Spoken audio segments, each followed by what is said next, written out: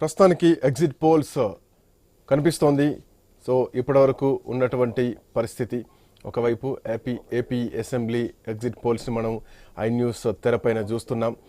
Rise survey సంస్థ నిర్వహించినటువంటి exit పోల్స్ని I news screen పైన చూస్తున్నాం. ఆ తర్వాత మిగతా ఏవైతే సర్వే సంస్థలనియో ప్రముఖంగా ఐపోల్ సర్వే సంస్థ నిర్వహించినటువంటి ఎగ్జిట్ పోల్స్ని కూడా మనం చూస్తున్నాం. ఏపీలో కూటమికి 112 సీట్లు వస్తాయని అంచనా వేస్తే వైసీపీకి 63 సీట్లు వస్తాయంటూ కూడా చెబుతోంది ఐపోల్స్. ఇదే సంస్థ పార్టీల వారీగా కూడా కొన్ని వివరాల్ని వెల్లడించింది. అది మనం చూడొచ్చు ఐ న్యూస్ స్క్రీన్ పైన. టీడీపీకి 93 స్థానాలు, జనసేనకు అట్లాగే 16 స్థానాలు, భారతీయ జనతా పార్టీకి 3 స్థానాలు రావచ్చన్నది ఐపోల్స్ నిర్వహించినటువంటి సర్వే సంస్థ చేసినటువంటి ఏదైతే ఎగ్జిట్ పోల్ ఇస్తుందో అది ఐ న్యూస్ స్క్రీన్ పైన చూడొచ్చు. నాగార్జున గారు, బిఫోర్ దట్ ఒకసారి నేను శ్రీనివాస్ గారి దగ్గరికి వెళ్ళొస్తాను. ఐపోల్స్ శ్రీనివాస్ గారు ఏ శాంపిల్స్ తీసుకున్నారు మీరు? అంటే ఏ కేటగిరీని ఎక్కువగా టచ్ చేయడం జరిగింది? ఎందుకంటే మహిళలు ఉంటారు, యువకులు ఉంటారు, వృద్ధులు ఉంటారు, అట్ ది సేమ్ టైం ఒక ఏజ్ గ్రూప్ సెక్టార్ ఉంటారు. 40 ఏళ్ళ నుంచి 50 ఏళ్ళ ఏజ్ గ్రూప్ కూడా ఇట్లాంటి సెక్టర్స్ ఉంటారు. అంటే ఎగ్జిట్ పోల్ పరంగా అంటే మేము ఏజ్ గ్రూప్ పరంగా మనం సర్వే చేయలేము. ఎందుకంటే మనకున్న షార్ట్ టైంలో మనకి మేల్ ఫీమేల్ మాత్రం దృష్టిలో పెట్టుకుంటే తప్ప ఏజ్ గ్రూపు, వాళ్ళ ఆక్యుపేషన్స్ ఇవి మనం దృష్టిలో పెట్టుకుని సర్వేలు చేయము. మనం కవర్ చేసిన సుమారుగా ఈ 44,000 శాంపిల్ సైజ్లో అరౌండ్ 44,000లో 53% మేల్స్ని కవర్ చేసాం, 46% మనం ఫీమేల్స్ని కవర్ చేస్తాం. 47% ఫీమేల్స్ని కవర్ చేస్తాం అంటే ఓవరాల్ శాంపిల్ సైజ్లో. మన టార్గెట్ ఏంటంటే టెక్నికల్గా 45% ఫీమేల్ ఇస్ బేస్ మినిమం కావాలి, 45% మేల్ కావాలి. సో రెస్ట్ ఆఫ్ దాన్ని డిపెండింగ్ అనే అవైలబిలిటీ ఓవరాల్ వస్తే మేము ఒక 46.5 అరౌండ్ సుమారుగా 47% ఫీమేల్స్, అరౌండ్ 53% మేల్స్ని కవర్ చేస్తామండి. తప్పితే ఏజ్ కానీ ఇక్కడ ఆక్యుపేషన్స్ కానీ అలాంటి మనం దృష్టిలో పెట్టుకుని ఎగ్జిట్ పోల్ చేయలేము కూడా.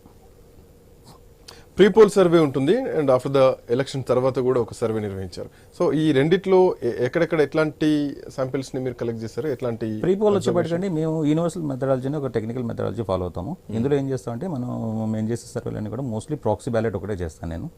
ప్రాక్సీ బ్యాలెట్ మీద మాత్రమే చేస్తాము. ప్రాక్సీ బ్యాలెట్ లేదంటే ఎవరైతే ఓటరు వాళ్ళ ఒపీనియన్ చెప్తారో వాళ్ళకి బ్యాలెట్ ఇచ్చేసి మీరు టిక్ పెట్టని చెప్తాం. ఇవాళ టెక్నాలజీ ఉంది కాబట్టి మనం ఒక యాప్, ఒక ట్యాబ్ ఇచ్చేసి వాళ్ళని బటన్ నొక్కమని చెప్తాం అనమాట. దీనిలో ఏంటంటే బేసిక్గా మనం పోలింగ్ బూత్ వైజ్ కవర్ చేస్తాము. యూనివర్సల్ మెథడాలజీ ఒక 50% పోలింగ్ బూత్ అంటే every second polling booth, 25% samples తీసుకుంటే ఎవ్రీ 4th బూత్ ఇలా తీసుకుని కవర్ చేస్తాము. ఇందులో వచ్చేపాటికి మేలు female at the same time age group కూడా మేము ఇంపార్టెన్స్ ఇస్తాం అనమాట. ఆక్యుపేషన్కి మేము పరిగణలో తీసుకోము. ఎందుకంటే ఆక్యుపేషన్స్ అనేది మనకి యూనివర్సల్ ఎంతమంది ఎవరు ఉన్నారో తెలియనప్పుడు వాళ్ళ రిప్రజెంటేషన్స్ ఇంత శాంపిల్స్ తీసుకుని వాళ్ళు రిప్రజెంటేట్ చేద్దాం అనేది కూడా కుదరని పని. వీరేజ్ ఏజ్ గ్రూప్ పరంగా youth voters up to 30 years, young matured voters up to 40 years, matured voters 40 to 55, senior voters 55+, ఇలా 4 వర్గాలు ఉపయోగించి ఈ ఏజ్ గ్రూప్లో మాత్రమే సర్వేలు చేస్తాం అన్నమాట. మేల్ ఫీమేల్ మినిమం 45% మిగతా ఏజ్ గ్రూప్స్ వచ్చేపాటికి వాళ్ళ సుమారుగా మనకి ఎక్కువ చూస్తే కనుక మనకు majority samples comes from 40 to 55 మధ్యలో ఎక్కువ శాంపిల్స్ వస్తాయి అనమాట. అరౌండ్ 70% ఈ గ్రూప్లోనే మనకు ఉంటారు. బట్ ఎలక్షన్స్ జరుగుతున్నటువంటి టైం అంతకు ముందు ప్రచారం నిర్వహించినటువంటి సందర్భంలో కానీ ఏపీ చూసుకుంటే కనుక 4th phase లో ఎలక్షన్స్ వచ్చాయి. అటు ఆంధ్రప్రదేశ్ అయితే ఇటు తెలంగాణ. సో ఈ 4th phase లో ఎన్నికలు వచ్చాయి. చాలా హీట్ ఉండే అప్పుడు. అసలు పొలిటికల్ వాతావరణం పైన ఎండ ఎంత ఉందో రాజకీయ వాతావరణం కూడా అంత వేడిగా ఉండే. ఇప్పటివరకు మీరు చెప్పిన దాంట్లో వైసీపీకి వ్యతిరేకంగా ఓటు వేయడానికి గల కారణాలు ఏంటి అన్నది కనిపించింది మీ మాటల్లో. బట్ తెలుగుదేశం పార్టీ కూటమి వైపు వెళ్ళడానికి గల కారణాలు ఏంటి అన్నది కూడా ఒక పాయింట్ డిస్కస్ చేయాలి. అసలు ఏమేమి పరిగణలోకి తీసుకున్నారు, గ్రౌండ్లో ఏమేమి అంశాలు వచ్చాయి? ఇందాక నాగార్జున గారు కూడా కొన్ని కీలకమైన పాయింట్స్ తీసుకోవడం జరిగింది. ఫ్రీ బస్సు విషయం అయితేనేమి, మహిళలకు 3 సిలిండర్లు అయితేనేమి, ఆల్మోస్ట్ సంవత్సరం చూసుకుంటే ఒక 18-20 వేల రూపాయల దాకా కలిసి వచ్చేటువంటి అంశాలు. సో ఇటు అమ్మఒడి, ఈయన సంక్షేమ పథకాలని వీటిని కాదంటూ కూడా ఇటు కూటమి వైపు టర్న్ అవ్వడానికి గల రీజన్స్ ఏమేమి కనిపించాయి మీకు గ్రౌండ్ లెవెల్లో మీరు తీసుకున్నటువంటి? కామన్గా అంటే ఇన్ని ఎలక్షన్స్ దేశవ్యాప్తంగా చూస్తే ఎక్కడ ఏ ప్రభుత్వం చేంజ్ అయినప్పుడు కూడా మేజర్ ఫ్యాక్ట్ యాంటీ ఇన్కంబెన్సీ ఉన్నప్పుడు మాత్రమే ప్రభుత్వాలు చేంజ్ అయిన సందర్భాలు ఎక్కువ ఉంటాయి. అది తమిళనాడు కావచ్చు, దేశవ్యాప్తంగా స్టేట్ గవర్నమెంట్ ఎక్కడైనా సరే యాంటీ ఇన్కంబెన్సీ అనేది మెయిన్ ఫ్యాక్టర్ అండి. యాంటీ ఇన్కంబెన్సీ అనేది రకరకాల ఫ్యాక్టర్ మీద డిపెండ్ అయ్యింది. మేబీ డెవలప్మెంట్ అనుకున్న స్థాయిలో జరగకపోవచ్చు, లేదా వెల్ఫేర్ అనుకున్న స్థాయిలో జరగకపోవచ్చు, అవినీతి పచ్చిమిటి ఉండొచ్చు, పూర్ అడ్మినిస్ట్రేషన్ అయి ఉండొచ్చు. ఇలాంటి ఫ్యాక్టర్స్ కామన్గా ఎక్కడ యాంటీ ఇన్కంబెన్సీకి సంబంధించిన కారణాలు. With respect to the AP, Andhra Pradesh కనుక పరిగణలోకి తీసుకుంటే ఒక జనరల్ ఫీలింగ్ ఏముందంటే పబ్లిక్లో రాష్ట్ర ఆర్థిక పరిస్థితి బాగా దివాళా తీసింది, ఆశాజనకంగా లేదు, గవర్నమెంట్ ఎంప్లాయీస్ అందరూ వ్యతిరేకంగా ఉన్నారు. ఇట్లాంటి పర్టికులర్ పరిస్థితుల్లో చంద్రబాబు నాయుడు అంటే ఇప్పుడు మనకు అంతకుముందు చంద్రబాబు నాయుడు గారి మీద రాష్ట్రం విడిపోయిన సందర్భంలో ఈయన మంచి అడ్మినిస్ట్రేటర్ కాబట్టి రాష్ట్రం నిలబెడతాను ఒక హోప్తో ఆయనకు ఓటేశారు. ఆ తర్వాత జరిగిన 2019 ఎలక్షన్ వచ్చేపాటికి ఈయన రాజధాని కట్టలేదు, ఆయన అడ్మినిస్ట్రేషన్ కొంత బాగాలేదు, మనం ఒక అవకాశం జగన్కి ఇద్దామని ఇట్లా ఇచ్చారు.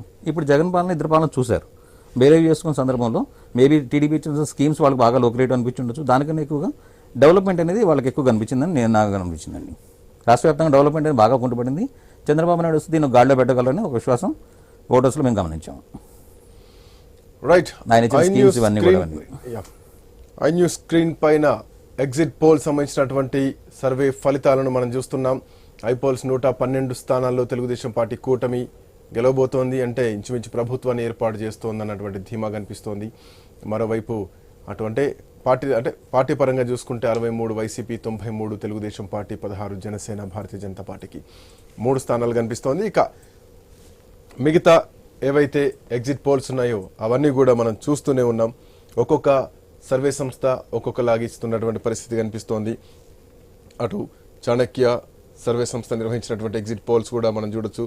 115 నుంచి 125 స్థానాలు, 39 నుంచి 49 స్థానాల్లో గెలుపోటములను డిక్లేర్ చేస్తూ మనకు పార్టీల పరంగా ఇచ్చింది మాత్రం స్పష్టంగా కనిపిస్తోంది. దాంట్లో భాగంగా కూటమికి 114 నుంచి 125 స్థానాలు ఇందాక మనం మాట్లాడుకున్నట్టు, వైసీపీకి 39 నుంచి 49 సీట్లు వస్తాయన్నటువంటి ఒక అంచనాను ప్రస్తుతానికి ఏదైతే ఎగ్జిట్ పోల్స్ చాణక్య చెప్పినటువంటి ఎగ్జిట్ పోల్స్ కనిపిస్తున్నాయి. సో ఇట్లా నేపథ్యంలో ఇందాక రైట్ నాగార్జున ఇందాక కొన్ని కీ పాయింట్స్ మీరు మాట్లాడుతున్నారు. Could please continue that. అదేనండి, నేను ఇందాక చెప్తున్న ఉదాహరణ ఏంటంటే ఒక 30 సంవత్సరాల నుంచి 35 సంవత్సరాల వయసు ఉన్నటువంటి ఒక మహిళ, ఎందుకంటే మహిళలు పెద్ద ఎత్తున వేసి మమ్మల్ని గెలిపిస్తున్నారని వైఎస్ఆర్సీపీ వాళ్ళు అంటున్నారు అన్నప్పుడు మనం కొంచెం కంపారిటివ్ స్టడీ తీసుకుంటే ఆ కుటుంబానికి వచ్చేది, ఆవిడకి 2 పిల్లలు ఉన్నారంటే ఒక